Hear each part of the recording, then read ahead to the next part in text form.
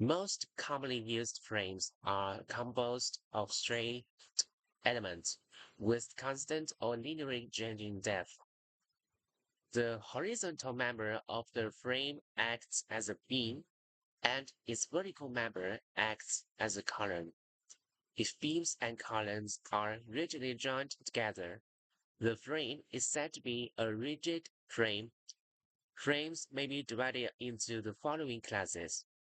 A simple frame or quantum frame is the most simple one. It has the vertical members called the legs. Its top member may be horizontal or maybe the form of a gable roof called rafters. The portion adjacent to the junction of the rafter and a leg is called a knee. If two rafters of adjoining frames meet on a leg, the adjacent portion of these members form a Y. A center of the top member which form a single break in a symmetrical frame is called the crown. The point of intersection between thin beams and columns in the frame is called a joint. A joint may be hinged or rigid.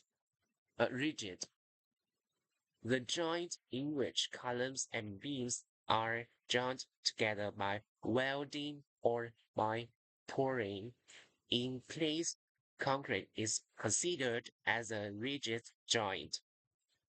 An angle between the axes of two members converging on the center of a rigid joint doesn't change after this joint has rotated under the action of loads. Such an assumption contributes to a great simplification in the design of frames. A three-hinged frame is a single frame which has two hinges at the bottoms of the legs and one hinge as the crown.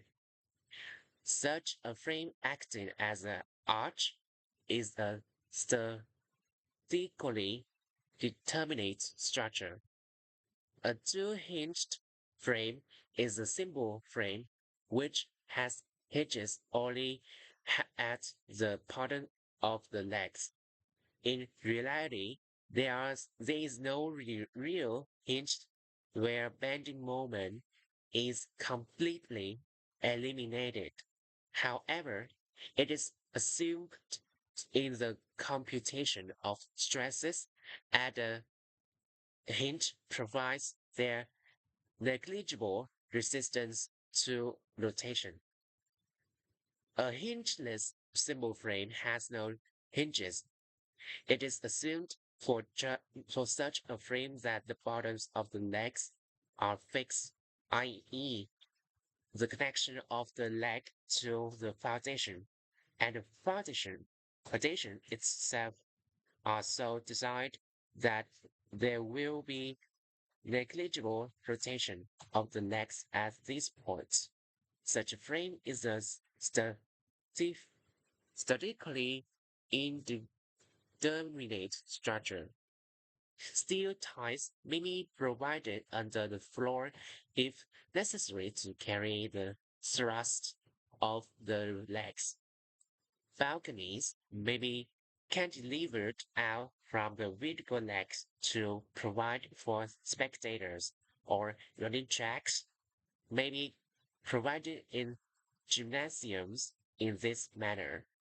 The top members may be cantilevered outward beyond the legs to provide cal- canopies for protection over loading platforms or other areas.